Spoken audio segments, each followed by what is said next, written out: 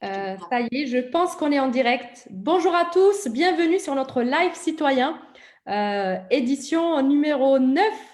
On attaque notre troisième semaine de live citoyen. Aujourd'hui, on a l'honneur d'accueillir Monsieur Blaise, chef d'entreprise de l'entreprise ADS Toiture, franchisée Attila. Bonjour. Bonjour. Bonjour. Bonjour Bonjour. Sarah, bonjour Guillaume. Bonjour. Bonjour. Ludivine, je te laisse te présenter. Alors Ludivine Abella, je suis membre de la Jeune Chambre économique depuis 2017. Cette année, je participe au bureau de la Jeune Chambre de Sète et du Bassin de Thau en tant que trésorière et vice-présidente communication. Très bien, merci. Pour les personnes qui n'ont pas encore eu la chance de regarder notre live citoyen, juste brièvement, le but de ce format-là, c'est vraiment d'ouvrir un espace de dialogue entre notre jeune chambre et les acteurs du territoire. Donc là, aujourd'hui, on sort de l'île Singulière, on va à Gijan avec ADS Toiture. Juste pour, je ne sais pas si Monsieur Blaise connaît la jeune chambre, peut-être un tout petit peu, je ne Oui, sais pas, de oui, nom oui, peut-être. bien sûr. Bon, même si mon âge me permet malheureusement pas d'en faire partie, mais oui, je connais la Jeune Chambre et ses actions, et je pense que c'est des actions qui sont extrêmement importantes sur les territoires économiques. Je sais que ça permet notamment de faire rencontrer beaucoup les chefs d'entreprise entre eux et tout ce qui est CCI et tout ça, et c'est extrêmement intéressant. Et je pense que ça permet aussi d'impliquer les jeunes personnes dans le monde du travail, dans le monde de l'entreprise et de l'entrepreneuriat. Donc, je trouve la démarche extrêmement intéressante. C'est d'ailleurs pour ça que j'accepte avec grand plaisir votre invitation aujourd'hui. Merci Voilà. beaucoup. Alors, juste pour refaire une petite présentation de la Jeune Chambre, donc on est un mouvement international. On fait partie du mouvement JCI, un mouvement international de jeunes du coup de 18 à 40 ans, et on met en place des actions plutôt citoyennes à but soit économique, culturel ou même de solidarité. Euh, la Jeune Chambre économique de Sète et du Bassin de Thau existe depuis 65 ans, et ça fait 65 ans qu'on met en place des actions pour le territoire. Et à titre national, donc on fait partie de la Jeune Chambre économique française, et il y a plusieurs actions qui sont connues, qui ont été mises en place, notamment la collecte de verre ou les rues piétonnes. Voilà, c'est quelques-unes des actions qui sont connues de la Jeune Chambre. Voilà, donc sans trop tarder, on va rentrer dans le vif du sujet. Monsieur Blaise, on vous laisse vous présenter. Qui êtes-vous? On sait que vous êtes chef d'entreprise. Est-ce que vous pouvez nous parler un tout petit peu de votre parcours et de votre entreprise? Alors, mon parcours, j'ai fait pas mal de choses. J'ai fait quelques années dans la Marine nationale, quelques années dans l'immobilier. Rebonjour à tous. Désolé, la technique nous a lâchés. On a été coupé sur notre live. Donc, on va essayer de reprendre avec Guillaume la présentation. C'est vrai que j'avais posé la question. J'avais demandé en fait à Guillaume de se présenter, de nous présenter son parcours professionnel et comment il est arrivé à ADS Toiture et arrivé dans le BTP. Voilà, donc je vous disais, j'ai fait 8 ans dans la Marine nationale, 8 ans dans l'immobilier. Et, euh, et après, j'étais amené à travailler en tant que salarié dans le domaine de la toiture, domaine qui m'a beaucoup plu, l'envie de monter ma propre entreprise. Et en franchise, ce qui me permettait de démarrer beaucoup plus rapidement. J'ai tapé sur Internet franchise et toiture. Je suis tombé sur Attila. J'ai fait le parcours de formation et création de l'entreprise en mars 2016. Voilà. Aujourd'hui, l'entreprise a 4 ans. Attila, donc la particularité, ce qui m'a bien plu, c'est que c'est vraiment le fait de se dire une toiture n'a pas forcément besoin d'être refaite tout le temps. On peut la pérenniser. Donc, on est vraiment spécialisé dans l'entretien et la réparation. Voilà. C'est vraiment de dire aux clients, écoutez, votre toiture, on peut la faire durer. L'autre particularité, c'est qu'on est vraiment spécialisé sur tous les types de toitures. On travaille à la fois sur l'étanchéité, sur donc les toits plats, sur les toits tuiles, sur tout ce qui est zinguerie. Et c'est vraiment un domaine, je pense qu'il y avait une place à prendre parce qu'aujourd'hui, dans le domaine, on a beaucoup d'entreprises qui font des réfections complètes. qui sont soit sur les toitures traditionnelles, soit sur l'étanchéité, soit sur le bac acier, voilà, qui n'ont pas cette polyvalence-là. Ou alors, on a carrément des gens qui travaillent dans le bâtiment, mais qui sont trop polyvalents, des maçons, des multiservices, qui n'ont pas forcément la connaissance spécifique de la couverture. Au-delà de ça, on travaille essentiellement avec des professionnels, même si on a aussi une clientèle de particuliers, et on est axé sur une notion de service. On fait beaucoup de diagnostics et d'audits. Le but, c'est aussi d'accompagner vraiment nos clients sur l'entretien de leur bâtiment, d'où beaucoup d'entreprises et de gestionnaires. Voilà, un petit peu. Donc, on est implanté depuis 4 ans. On travaille aujourd'hui avec beaucoup de communes du bassin de Thau, avec l'agglo, avec les organismes type HLM et beaucoup de gestionnaires type syndic, même des publics ou privés. Voilà. C'est intéressant. Du coup, ça vous permet d'être en contact avec plusieurs interlocuteurs, plusieurs entreprises du territoire. Oui, exactement. Donc, on est amené effectivement à côtoyer beaucoup de chefs d'entreprise et d'entreprises de la région, ce qui est extrêmement intéressant, tout à fait. Très bien. Bon, là, je vais commencer à vous poser donc, quelques autres questions. Donc, dans un premier temps, pouvez-vous me dire comment vous avez vécu cette période de confinement, alors d'un point de vue donc, personnel et professionnel? Alors, d'un point de vue professionnel, le départ est un peu compliqué parce qu'on a quand même une grosse période de flou. Voilà, je dirais que l'apothéose là-dessus, ça a été le moment où on a eu une ministre du Travail qui nous a dit qu'il faut travailler et un Premier ministre qui nous a dit qu'il faut rester confiné. Voilà. C'est très problématique, ouais, c'est vrai. Ouais, c'est les contradictions dans les infos qu'on a eues. Moi, je vous avoue que je suis quand même extrêmement attaché à la santé de mes collaborateurs. On est une toute petite entreprise, on est 8. J'ai tout à fait conscience, de par mon parcours professionnel, encore plus aujourd'hui. Seul, on ne fait pas grand-chose. Donc, moi, aujourd'hui, la valeur de mon entreprise, c'est mes collaborateurs. Ce n'est pas autre chose. Enfin, le reste, voilà. Sans mes collaborateurs, il n'y a pas d'entreprise. Et de ne pas savoir ce qu'il fallait faire par rapport à eux, d'avoir des directives contradictoires, ça a été compliqué. Voilà, c'est à la fois, évidemment, quand on voit ça arriver, on se dit il faut arrêter le travail. À la fois, on nous dit on va vous aider. Puis on nous dit mais si vous arrêtez le travail, c'est pas bien, il faut faire autrement. Enfin, voilà. Donc, il y a eu, je dirais, les 3 premières semaines où voilà, cette période de flou, voilà, c'est surtout ça. Une fois que ça a été clarifié, notamment de par l'aide dans notre domaine des syndicats du bâtiment, style la FFB ou la CAPEB dont je fais partie, on a mis en route. Une fois qu'on connaît les mesures, on peut les mettre en place et on peut avancer. Mais c'est surtout de nous dire ce qu'on peut faire et pas faire.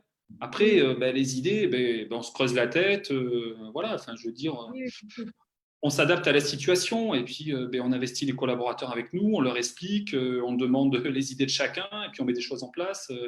Ça fonctionne pas. Ce qui ne fonctionne pas, on ne continue pas et puis on recherche d'autres idées. Ça, c'est quelque chose dans une petite entreprise, c'est un fonctionnement assez normal, que ce soit pour ça ou pour autre chose, donc ce n'est pas un souci. Mais c'est les contradictions qui ont été un petit peu compliquées à mettre en œuvre. Après, ça impliquait des nouvelles méthodes de travail, voilà, du télétravail, des groupes WhatsApp, de la visio sur WhatsApp. Moi, je trouve ça intéressant. Voilà, je trouve ça intéressant et ça a remis. Ça a été aussi une façon de pouvoir peut-être investir un peu les collaborateurs, voilà, un peu plus, de tisser des relations un peu différentes entre nous.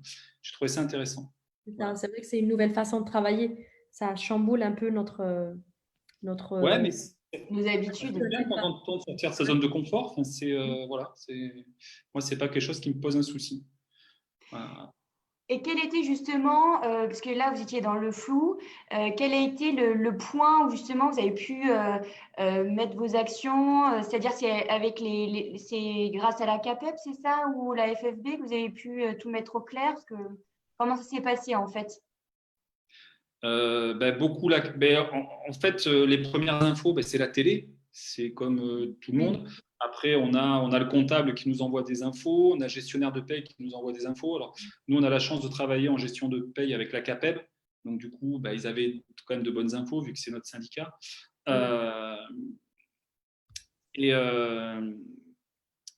c'est en fait… Vous avez pu avoir les infos au jour le jour. Ouais, au jour le jour. Et en fait, la CAPEB a vraiment été en première ligne là-dessus et a pu nous dire… Voilà, le déclencheur, en fait, ça a été eux qui nous ont dit, voilà, ça vous pouvez faire, ça vous pouvez pas faire. Voilà. Et à partir du moment où ils nous ont dit ce qu'on pouvait faire et pas faire, on a mis en place. Voilà, il y a pas, on a trouvé des solutions en fonction de nos collaborateurs, de leurs contraintes, de leurs particularités. Donc là, c'était comment vous l'avez vécu professionnellement et maintenant personnellement. Comment vous avez vécu cette période? Et bien, personnellement, j'ai trouvé ça intéressant parce que, voilà, je pense, moi, je sais que j'ai monté mon entreprise avec la volonté de choisir mes collaborateurs et je pense être attaché aux valeurs humaines que ça implique. Et malgré tout, je pense qu'on a tous envie de ça et malgré tout, on se fait tous happer par la vie de tous les jours, par le boulot, voilà, et on fait des choses qu'on n'aurait pas forcément envie de faire, mais on se laisse un peu embarquer. Et cette période a permis peut-être de mettre un gros coup de frein. Alors bon, économiquement, c'est pas terrible, hein, honnêtement. Je pense qu'on va mettre un petit moment à s'en remettre, ça va pas être simple. Mais psychologiquement, j'ai trouvé ça intéressant parce que ça permet peut-être de se reposer les bonnes questions et ce qu'on fait et pourquoi on le fait, de quelle façon on le fait. Voilà, des trucs, même des trucs bêtes sur la façon d'aller faire les courses ou des choses comme ça, de plus aller à côté, de plus discuter aussi avec les gens. Voilà, ça a permis peut-être de plus discuter avec les gens de l'entourage, plus aussi appeler nos proches, voilà, plus prendre des nouvelles, plus et recentrer peut-être sur l'humain. Et c'est pas inintéressant parce que je pense qu'on est dans une société où on se fait un peu happer par notre vie et on oublie peut-être ce genre de choses. C'est un peu dommage. C'est vrai qu'on a dû revoir aussi notre façon de consommer, nos besoins en fait. Parce qu'au final, on n'avait pas beaucoup de besoins en étant à la maison. Je pense qu'on a tous réduit nos consommations, nos dépenses. C'est ça. Et puis, on achète plus maintenant à proximité. Donc c'est ça qui est l'avantage aussi. Voilà, c'est les producteurs qui sont à côté de chez nous. Voilà, faire travailler tous les artisans et producteurs de notre région, en fait. Exactement. Il faut juste espérer que ce sera un changement qui sera durable. Voilà. Est-ce qu'on va tous arriver moi en tête, hein, je ne donne pas le leçon loin de là. Voilà, est-ce qu'on va tous arriver à continuer sur ce schéma-là et pas avoir la tentation de revenir sur ce qu'on faisait avant, qui n'était pas forcément super bien. Exactement.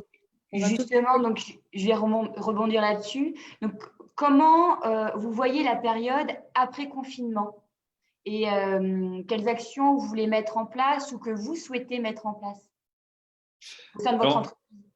Alors, encore une fois, le point négatif de cette crise, c'est vraiment pour moi le côté économique. Voilà, parce que forcément, c'est 2 mois sans bosser presque. Et économiquement, quand on est une toute petite entreprise, il va falloir trouver les bonnes idées en termes de trésorerie, de chiffre d'affaires, de marge, tout ça. Donc ça, c'est le côté négatif, mais que tout chef d'entreprise a vécu. Enfin, je veux dire, on est tous pareils. Le gros point positif que je vois, c'est que moi, j'essaye, depuis que j'ai monté ma boîte, de vraiment mettre la partie humaine au centre de la boîte. Et je vois vraiment cette crise comme une opportunité d'accentuer ça. Je prends un exemple. Chez Attila, on est très axé sur la sécurité. C'est un argument commercial, évidemment, mais c'est aussi un argument humain pour nos clients et pour nos collaborateurs. Voilà, de dire à un collaborateur, quand on le recrute, chez nous, vous allez travailler en sécurité. Voilà, je vous montre vos EPI, vous aurez le temps de vous équiper, vous aurez le temps de bien faire les choses. Voilà, donc c'est un argument sur tous les niveaux.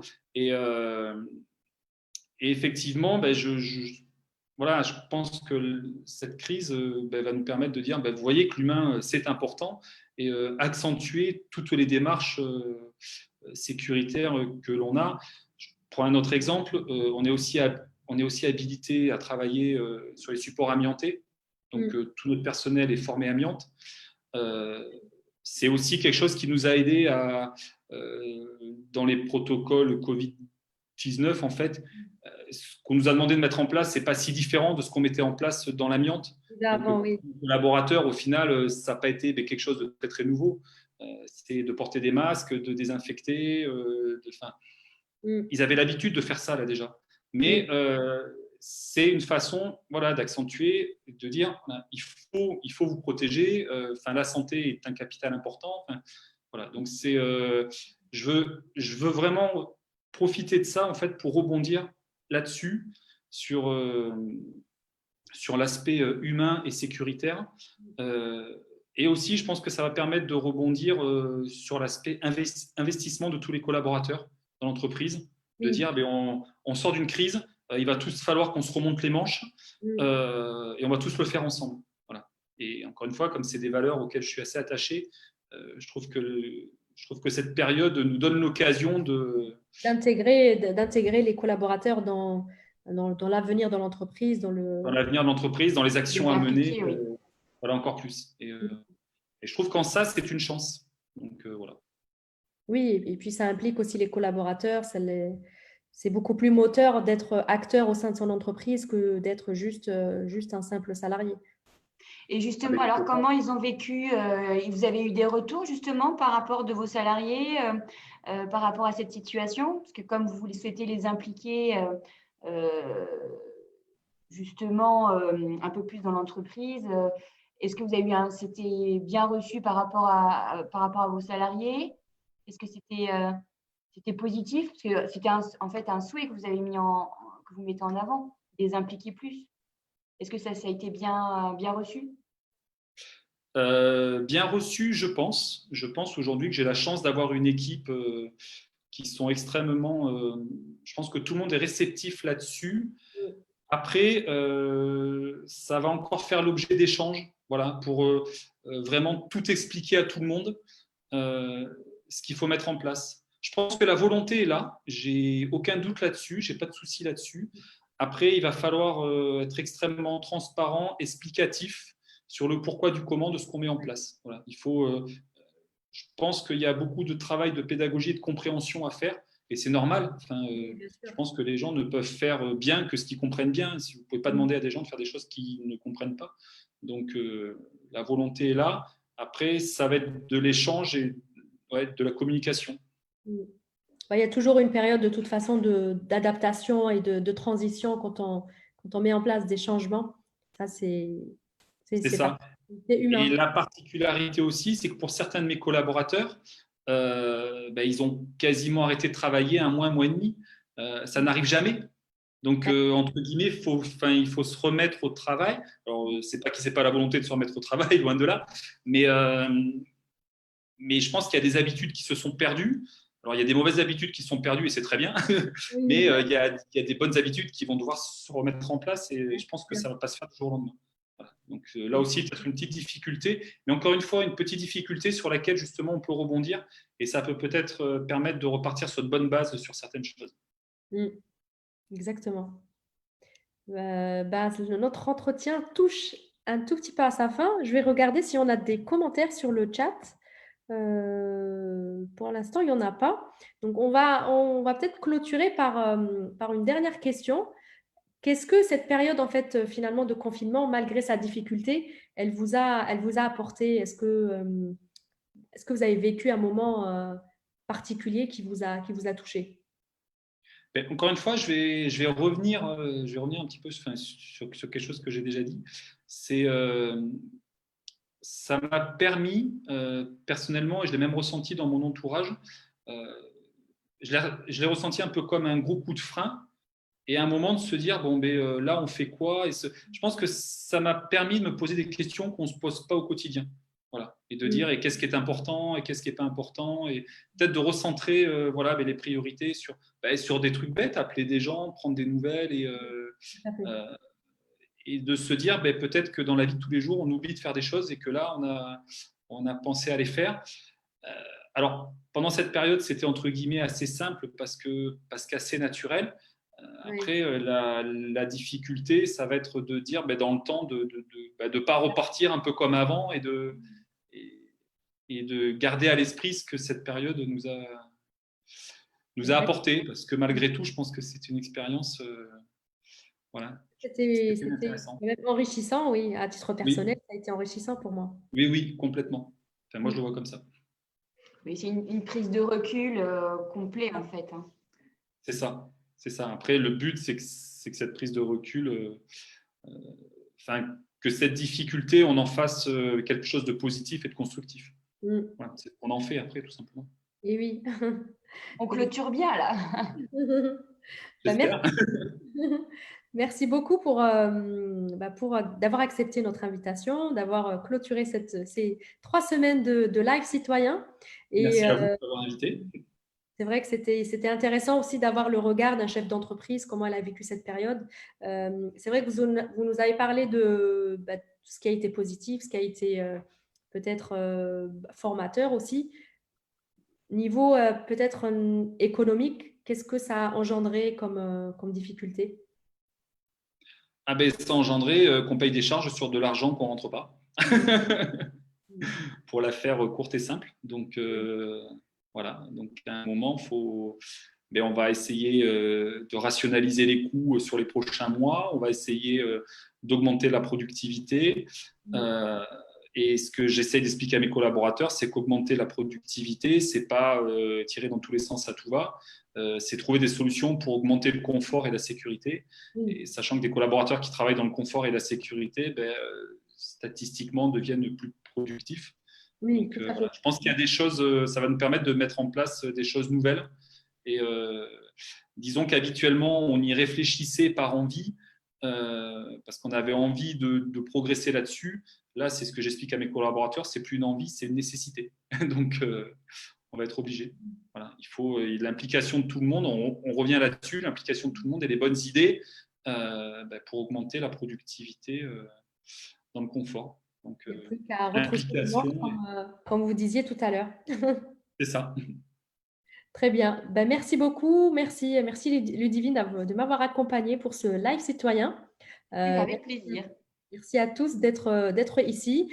Pour les personnes qui ne connaissent pas ou qui viennent juste de connaître la Jeune Chambre, si vous avez entre 18 et 40 ans, que vous avez envie de vous engager sur le territoire, mettre en place des actions concrètes, n'hésitez pas à nous contacter sur notre page Facebook, sur page LinkedIn et sur notre chaîne YouTube.